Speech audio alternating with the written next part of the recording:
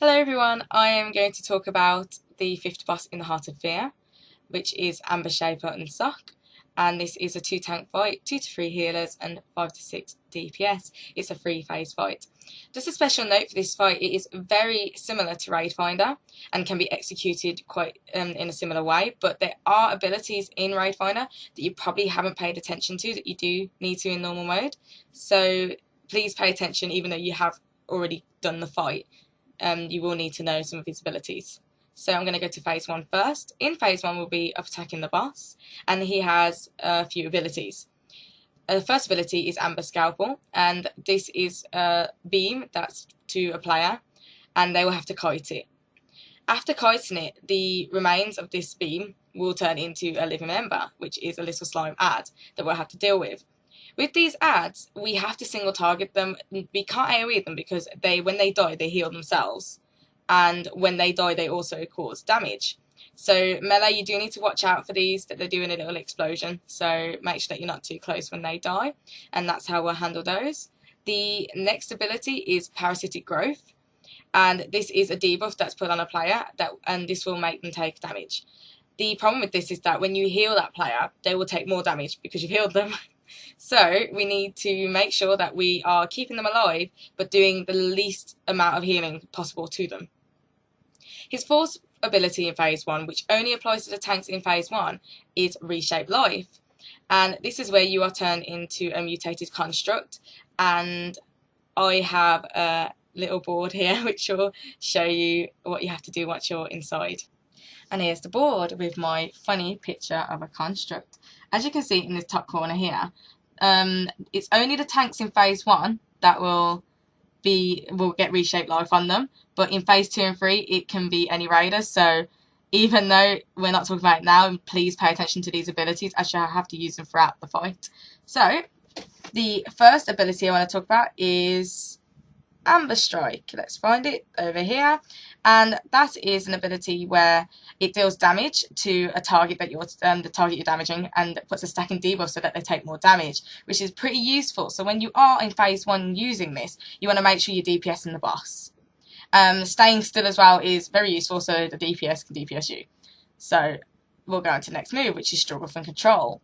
Struggle for Control is Struggle for Control is the ability you use to interrupt the amber explosions. Now these are your construct will cast these, and if you let them succeed in this, they will cause a lot of damage to the raid. So you want to make sure that when you see your own casting that, you use Struggle for Control.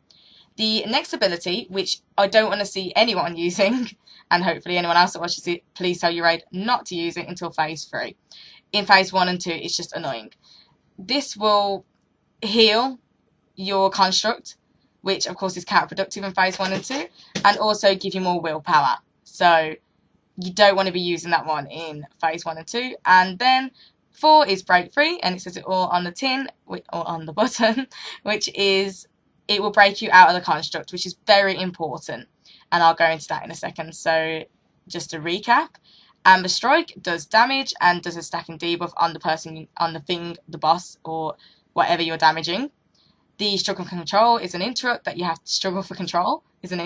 to use, and the Consume Amber is something you don't use until phase 3, which is when you have to keep yourself alive, but we'll go into that later. And number 4 is when you see 20%, you spam this button and get out. So I will carry on from there. So in phase 1 with the constructs, basically what you want to see tanks doing is DPSing the boss, interrupting their explosions, and staying still and getting out at 20%. Raid DPS needs to realise that you want to stop when you hit 20%, because of course if you kill the construct, or if the construct gets then if the construct dies, the player will die. Also, you need to watch out for the construct's willpower. If the willpower gets to 0, then the player will die and the construct will start running around and DPSing the raid. So we definitely don't want that to happen. So when the construct's out, in phase 1 especially, we want to be DPSing ASAP so that we don't have 2 tanks that are a mutated construct and then we wipe anyway. So it's phase 1, deal with the other abilities, and when you see someone reshape life, you DPS them down, they leave at 20%. When you see 20%, you stop DPSing. Seems quite simple. So now we've hit 70% hopefully, and we'll go into phase 2. And this is when Amber Monstrosity will join the raid and join the fun. The boss will shield himself, so we can't do a lot to him. But we do have to remember that he's still got his abilities from phase 1. So it will still be kiting, dealing with little lads, making sure that we don't overheal people with parasitic growth, and then anyone can be turned into a mutated construct from Reshaped Life. So we have to bear that in mind. With the Monstrosity, he has a few abilities. He'll do a massive stomp, which will knock back everyone and will deal damage. He will fling a tank away, and when the tank lands, they'll do damage to people and stun people. So that will be when the tanks will swap. When one's flung away, the other tank will take over. And then he will do his own Amber Explosion. Now, the way to interrupt that is using Amber Strike. So whoever's in the construct will have to interrupt that using their ability Amber Strike. This means you can't spam it. You have to be careful that you're using it properly.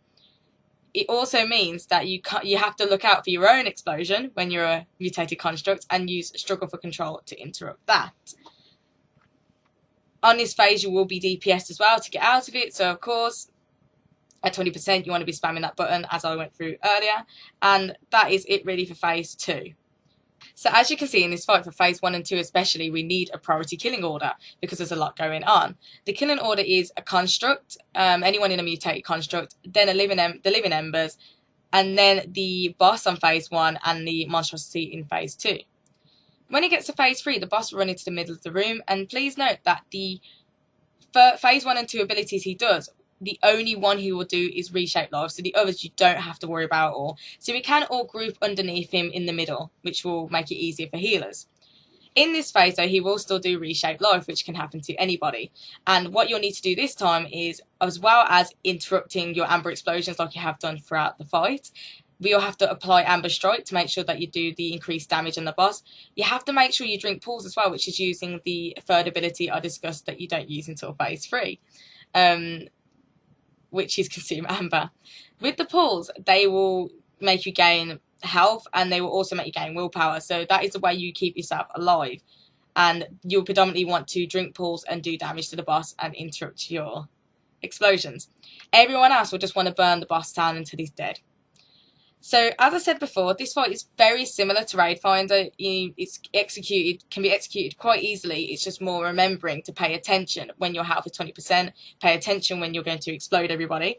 Pay attention to when you're in phase 2 and you can't spam Amber Strike. And that's it, really. I'm sure everyone will do fine at this, and I hope that this video has been useful. So, thank you, everyone.